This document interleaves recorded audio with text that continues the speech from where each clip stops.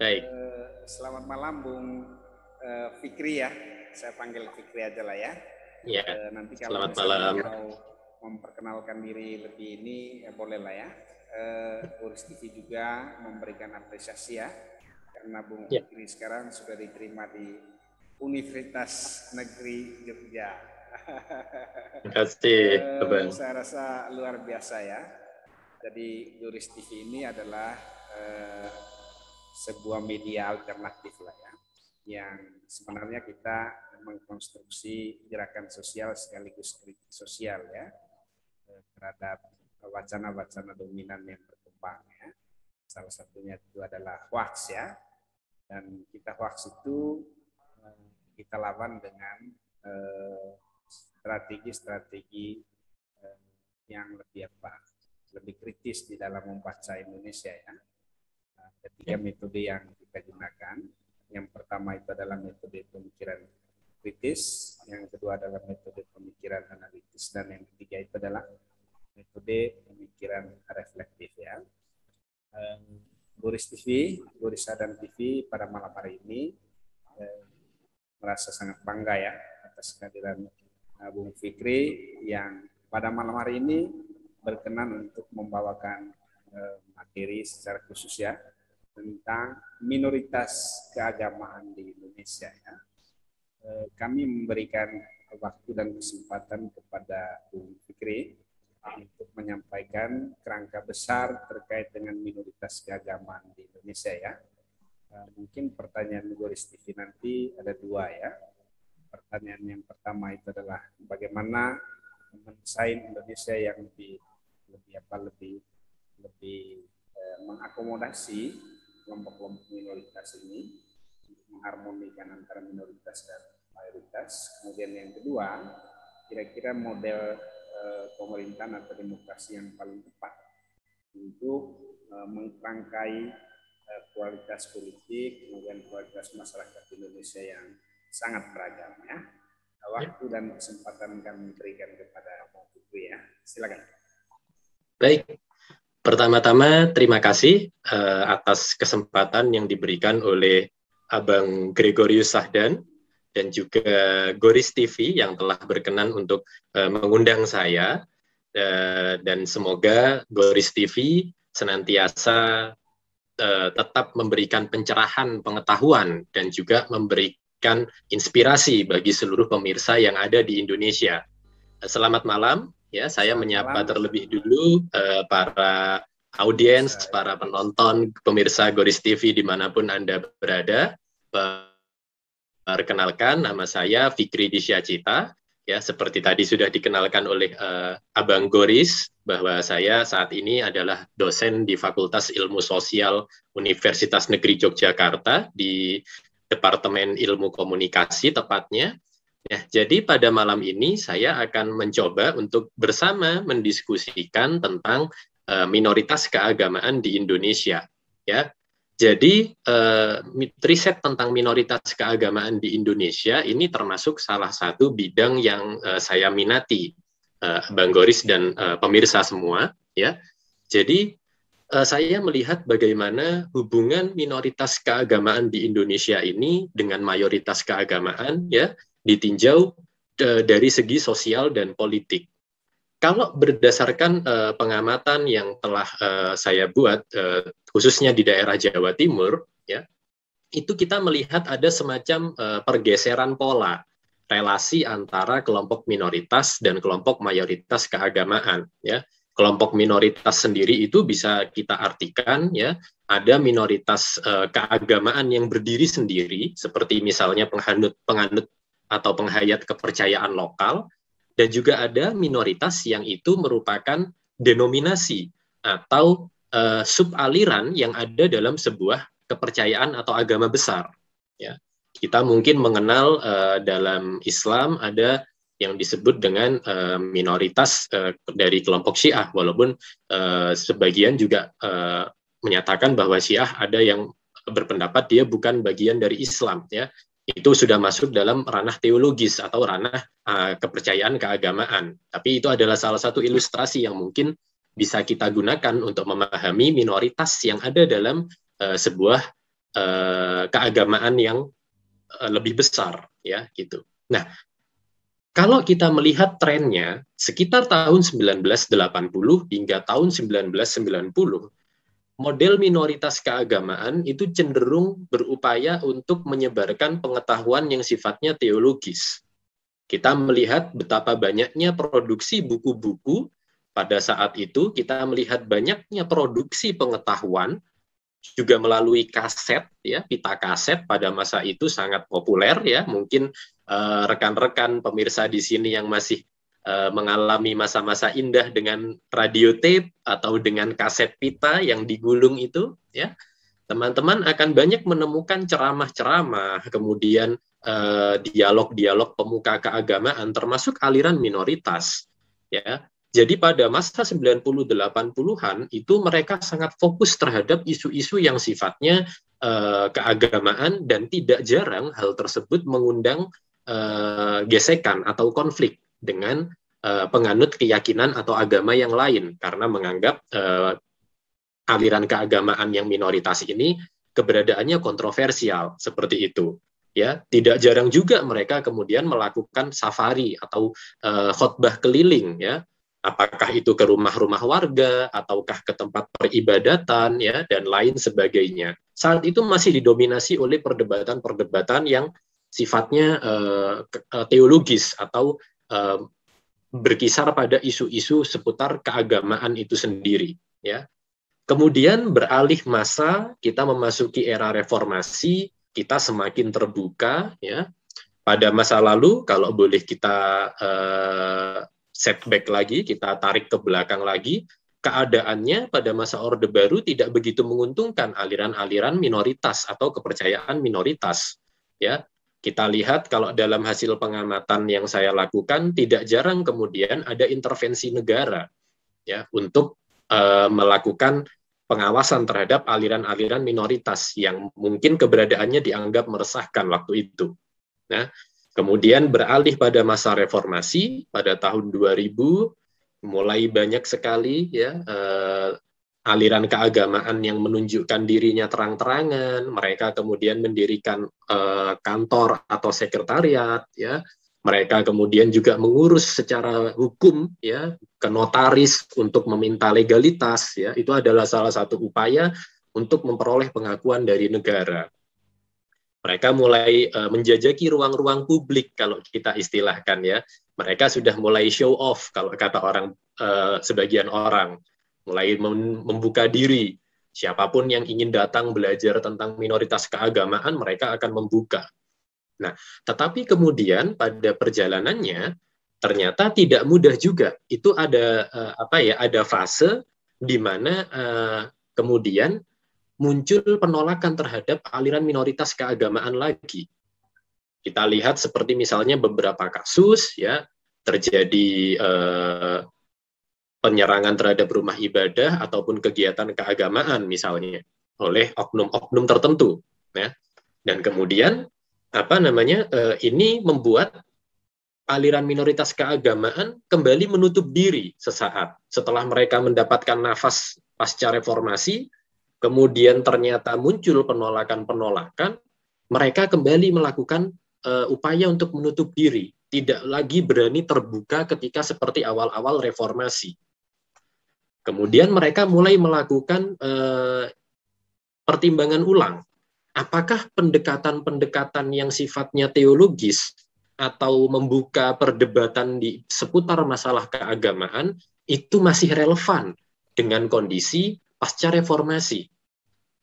Jadi kemudian mereka melakukan perumusan strategi lagi, perumusan pendekatan, supaya bisa diterima oleh kelompok mayoritas. Salah satunya kemudian yang berhasil saya amati, mereka bertransformasi, mereka berubah strategi. Dari yang sebelumnya mereka menyentuh ranah atau isu-isu yang rentan menimbulkan konflik karena terkait dengan pemahaman keagamaan, mereka beralih menjadi organisasi yang bergerak di isu sosial. Atau kita mengistilahkannya menjadi gerakan filantropis, kedermawanan. Mereka mengubah taktik, mereka mengubah pendekatan. Jadi mereka kemudian banyak mendirikan lembaga-lembaga amal misalnya. Mereka kemudian mendirikan lembaga bantuan sosial. Mereka mulai aktif untuk menyapa warga di sekitar. Misalnya. Kalau dulu kegiatannya tertutup, sekarang mereka mencoba terbuka kembali, tetapi hadir dengan format yang baru. Kami ingin ikut memberdayakan masyarakat sekitar. Kami ingin ikut berkontribusi pada kemajuan ekonomi dan sosial warga di Indonesia. Kira-kira seperti itu. Jadi pendekatan perdebatan keagamaan itu dikesampingkan, sehingga kemudian mereka mulai melakukan pengobatan gratis, kemudian bahkan di tempat beberapa lokasi itu mereka juga menyediakan layanan konsultasi spiritual cuma-cuma. Abang dan audiens sekalian, ini menarik. Jadi mereka membaca karakteristik masyarakat di tempat mereka berada. Kalau masyarakatnya masih percaya dengan mitos-mitos atau masyarakatnya masih kuat dengan keyakinan-keyakinan yang sifatnya mistis, mereka juga bisa menyediakan itu. Mereka berusaha untuk mengisi ruang-ruang yang dibutuhkan oleh warga masyarakat. Kalau misalnya ada warga yang tidak bisa sekolah, mereka kemudian akan mengupayakan bagaimana caranya supaya bisa mendirikan sekolah di situ secara gratis kalau perlu.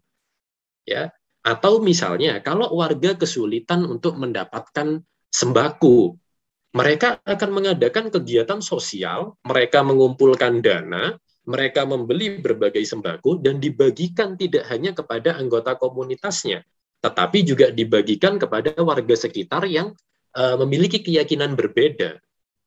Seperti itu. Itu adalah upaya untuk menarik simpati dari warga mayoritas ataupun warga di sekitar lingkungan tempat kelompok minoritas keagamaan ini berada. Jadi pendekatannya sudah bergeser sekarang. Karena mereka sadar penolakan-penolakan itu banyak terjadi karena mereka terlalu konfrontatif atau terlalu dianggap terlalu menyerang paham keagamaan yang dianut oleh lingkungan masyarakat tempat mereka tinggal. Sehingga lebih baik kita adaptasi saja. Kalau ada masyarakat yang mau datang untuk belajar tentang keyakinan minoritas, baru mereka membuka diri. Tetapi untuk keluar, kelompok minoritas keagamaan saat ini, trennya adalah mereka mengedepankan aksi-aksi sosial, aksi-aksi filantropis.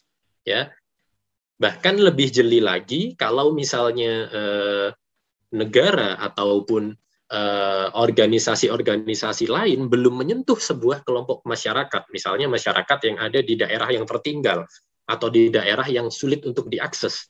Kelompok minoritas ini saat ini mulai banyak yang mengisi ruang yang ditinggalkan oleh negara itu. Mereka masuk dengan segenap upaya dan segenap daya, ikut untuk memajukan atau mensejahterakan warga yang ada di daerah terluar dan tertinggal itu. Nah, jadi kemudian harus kita akui bahwa mereka saat ini kelompok minoritas keagamaan, apapun subalirannya, apapun kemudian pemahamannya, mereka sudah berupaya untuk lebih inklusif, lebih melebur dengan masyarakat di Indonesia. Begitu kira-kira Abang Goris dan para audiens sekalian. Fenomena yang menarik yang saya rasa penting untuk kita pahami bersama terkait dengan pergeseran pola pendekatan kelompok minoritas untuk memperoleh simpati dan dapat melebur atau terintegrasi dengan masyarakat Indonesia pada umumnya. Kira-kira seperti itu yang bisa saya sampaikan. Fikri, Iya. pertanyaan dari pemirsa Garis itu adalah apa yang melatari mereka apakah ekonomi, politik, atau mungkin juga kondisi-kondisi yang membuat mereka bisa masuk dari masa lalu dan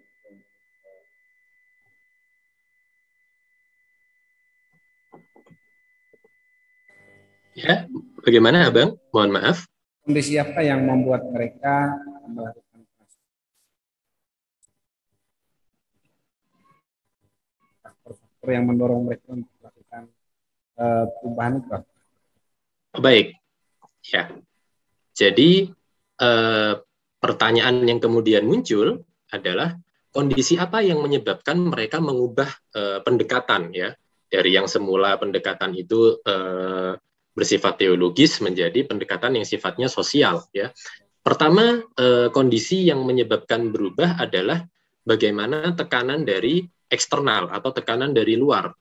Misalnya bagaimana ketika kelompok minoritas itu dianggap sebagai liar atau sesuatu yang asing, ya, itu pasti akan muncul penolakan dari masyarakat yang memiliki nilai-nilai yang kita sebut nilai-nilai mayoritas, sehingga kemudian akan menjadi sia-sia bagi kelompok minoritas ini jika berusaha untuk mengubah nilai-nilai yang sudah mendarah daging dalam kelompok mayoritas.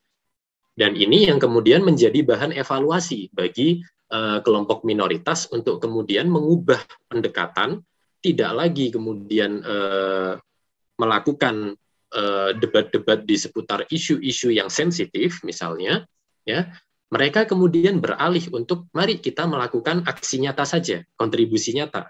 Sehingga dengan kontribusi nyata itu masyarakat mereka berharap masyarakat mayoritas itu akan mengubah mindset terhadap keberadaan mereka. Oh, mereka ternyata juga minoritas ini juga punya kontribusi untuk masyarakat. Dia tidak menyebarkan paham-paham yang mungkin selama ini disalahpahami misalnya. Nah, kira-kira seperti itu, Abang. Jadi ada tekanan eksternal yang membuat kelompok minoritas ini kemudian mengubah pendekatan dan mereka ingin berupaya untuk terintegrasi dengan masyarakat di tempat mereka tinggal, seperti itu. Ya, Bu. Ya. Kalau kita punya alam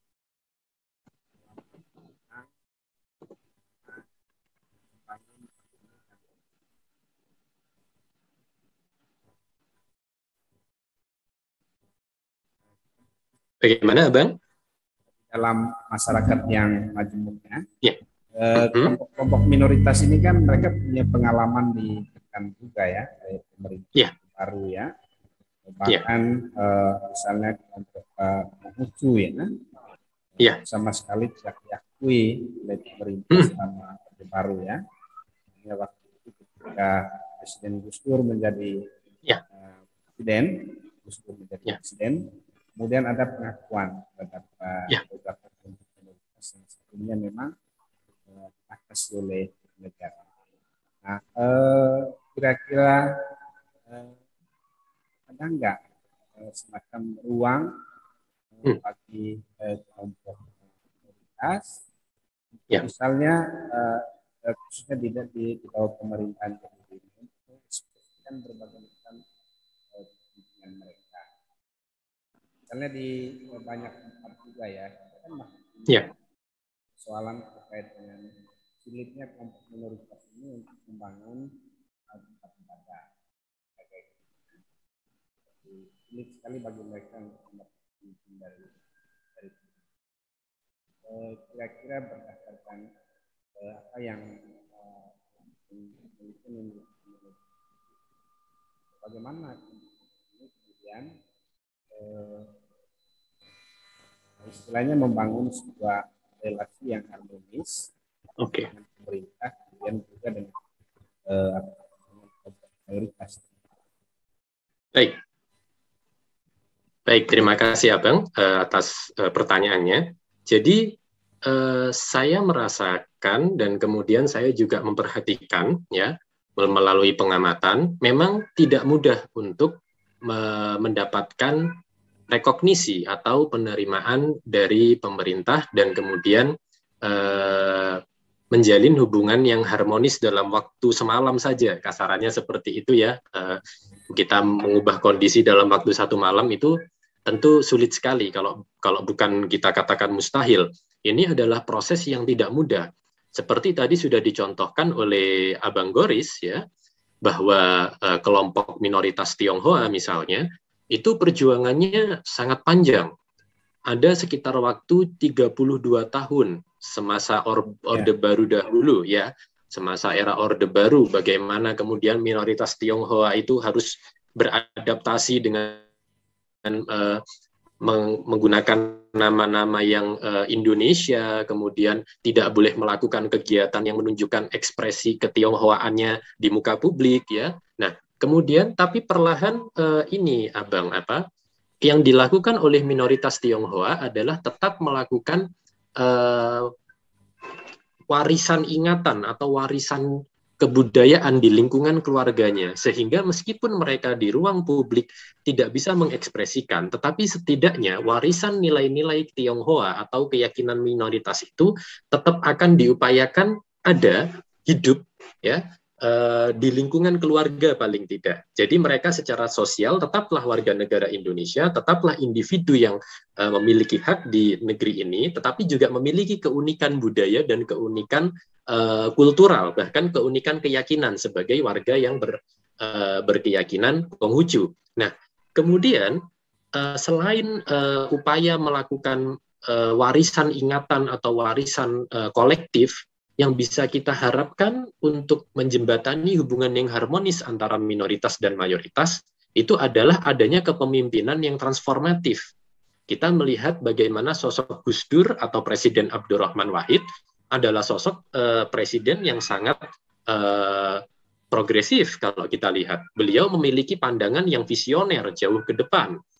Kemudian beliau memiliki niat baik untuk kemudian menjalin hubungan dengan berbagai elemen yang ada di negara Indonesia, termasuk minoritas Tionghoa dan minoritas keagamaan lainnya. Nah,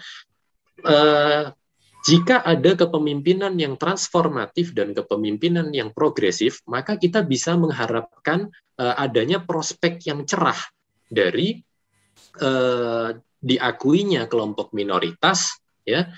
Kita juga bisa punya prospek untuk terciptanya sebuah hubungan yang harmonis. Jadi selain ada social will, ada kehendak sosial dari kelompok minoritas itu sendiri dan masyarakat mayoritas untuk menerima, kita membutuhkan political will atau kehendak politik dari kepemimpinan, terutama kepemimpinan di tingkat pusat, untuk kemudian mengupayakan adanya semacam integrasi atau semacam upaya untuk menjembatani kelompok-kelompok minoritas dan mayoritas. Tanpa adanya political will dan social will, saya rasa ini akan menjadi sebuah proyek yang sulit. Proyek demokrasi dan proyek inklusivitas yang sukar dicapai dalam waktu dekat. Jadi dua hal ini saya rasa harus ada, Abang, dan audiens sekalian. Saya rasa menarik sekali ya. Ini ada pertanyaan dari Joris TV juga. Sebenarnya kita itu mempunyai kerangka desain budaya ya.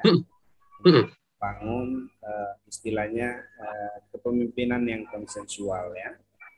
Tetapi itu basisnya etnik ya. Misalnya Muhammad Hatta dulu berpasangan dengan Soekarno ya. Itu menggabungkan antara etnis Jawa dengan etnis Sumatera ya. Kemudian ada Malik ya, ada Malik juga ya, dengan Soeharto, kemudian Habibie ya dengan Soeharto ya. Yang terakhir kan Yusuf Kala dengan apa? Jadi kita punya kerangka kebudayaan, tetapi basisnya pada etnik itu. Nah, ada nggak misalnya kerangka yang berbasis pada sebuah sistem demokrasi ya? Demokrasi yang merepresentasi kepentingan minoritas keagamaan ini, supaya bisa istilahnya tidak hanya terafiliasi di dalam sistem politik nasional atau di dalam kepemimpinan nasional, tetapi juga ruang-ruang yang terbagi gitu antara minoritas keagamaan. Baik, terima kasih atas pertanyaan yang disampaikan oleh Goris TV. Jadi kita mengenal adanya demokrasi yang konsensual, ya, yang memang betul demokrasi yang konsensual di Indonesia itu basisnya etnik sejak masa kemerdekaan dulu. Tadi sudah dicontohkan oleh Abang Goris bahwa demokrasi konsensual seperti Dwi Tunggal Soekarno-Hatta yang menggabungkan antara Jawa dengan etnis Minang di Sumatera. Bung Hatta adalah seorang tokoh besar dari Sumatera yang berdarah Minang seperti kita ketahui bersama. Ya, nah adakah kemudian format demokrasi konsensual seperti itu, tetapi kemudian basisnya minoritas keagamaan? Kita bisa mengambil contoh, rekan-rekan semua, audiens dimanapun Anda berada, ada sebuah kepemimpinan transformatif di tingkat lokal yang diinisiasi di Wonosobo. Mungkin ada yang pernah mendengar seorang bupati yang bernama Bapak Kholik. Ya, ini adalah salah satu contoh konkret yang sudah pernah terjadi di Indonesia dan mungkin bisa menjadi model untuk diadaptasikan di wilayah lain atau di tingkat yang lebih tinggi lagi. Ya, jadi Bupati Kholik ini menjabat sekitar tahun 2013 tahun 2012, beliau menyadari bahwa di wilayahnya di Kabupaten Wonosobo itu banyak sekali minoritas keagamaan yang hidup. Ya, bahkan ada minoritas Ahmadiyah, ada minoritas Syiah, ada minoritas aliran penghayat kepercayaan, ya, semua ada di lingkup wilayahnya. Dan apa yang dilakukan oleh Bapak Bupati ini adalah kemudian beliau mengizinkan kelompok-kelompok minoritas keagamaan ini untuk beribadah dan berbaur dengan sesama warganya. Tidak ada tekanan, tidak ada paksaan untuk kemudian kelompok minoritas ini tidak boleh tampil di ruang publik. Bahkan tidak jarang kelompok minoritas ini, anggota-anggotanya atau individunya memegang peranan penting sebagai tokoh lokal di tingkat kampung atau di tingkat desa. Dan masyarakat tidak memiliki tendensi atau tidak bermasalah dengan hal tersebut. Sehingga kemudian yang tercipta adalah pandangan bahwa siapapun Anda, dari minoritas apapun Anda, atau mungkin Anda dari kelompok mayoritas apapun, ya, selama kinerja Anda bagus, selama Anda memiliki kapasitas untuk memimpin dan untuk mengelola wilayah, maka kami akan mengikuti kepemimpinan Anda dalam ranah sosial dan politik. Kira-kira seperti itu. Jadi menarik sekali bagaimana sosok Pak Bupati ini kemudian mendidik warganya untuk tidak terlalu membesar-besarkan perbedaan antara minoritas dan mayoritas, tetapi yang ditekankan adalah apakah individu tersebut, apakah warga itu memiliki kemampuan untuk mengelola kesejahteraan dan common goods atau kepentingan bersama.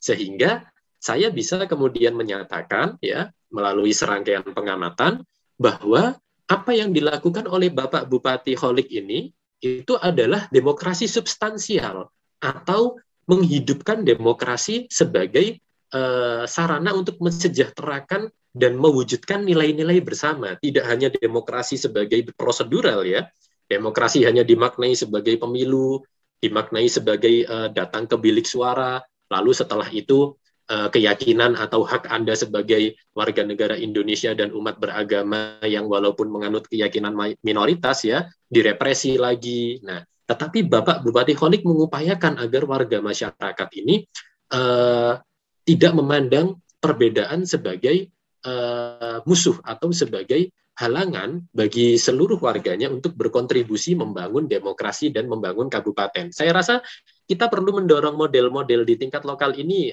Abang Goris dan peserta sekalian. Pak Bung Fikri, sebenarnya kalau rencana bangun tentang konsensual demokrasi di tingkat lokal itu kita punya banyak bentuk. Misalnya di Jakarta, di Ahok ya, kemudian juga Solo ya. Ada banyak juga lah di daerah Bangka, saya rasa ada beberapa kelompok minoritas itu menjadi kepala daerah ya. Di Indonesia Timur juga ada beberapa kepala daerah yang asal dari Muslim ya. Kalau di sana itu mayoritas Kristen ya. Artinya untuk di tingkat lokal ini nggak ada problem. Baik.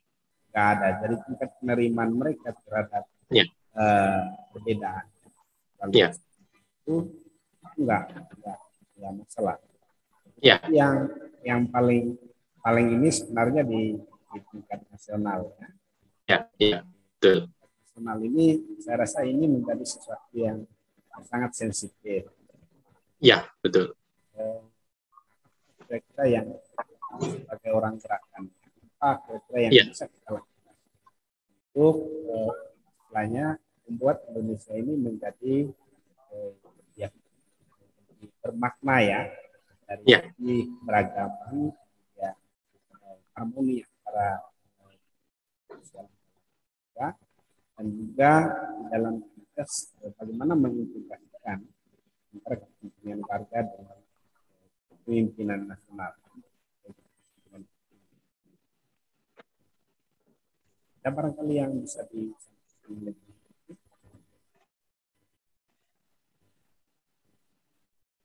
Bagaimana Bang untuk yang gerakan sosialnya?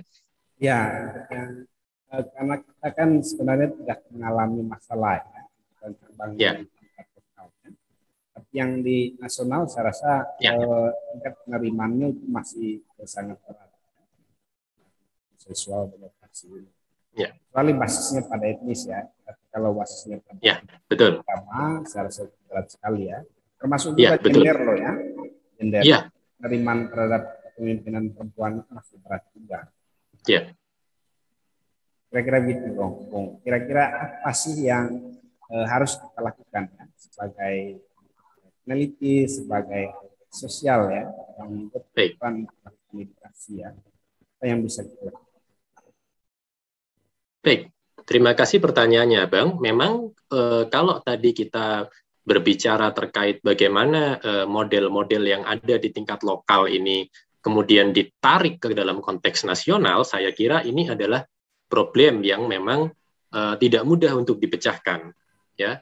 Karena memang ketika kita bicara minoritas keagamaan ditarik lagi dalam konteks kepemimpinan nasional, itu merupakan tema yang tidak mudah untuk dibicarakan dan juga rentan untuk menimbulkan konflik sosial pasti ya.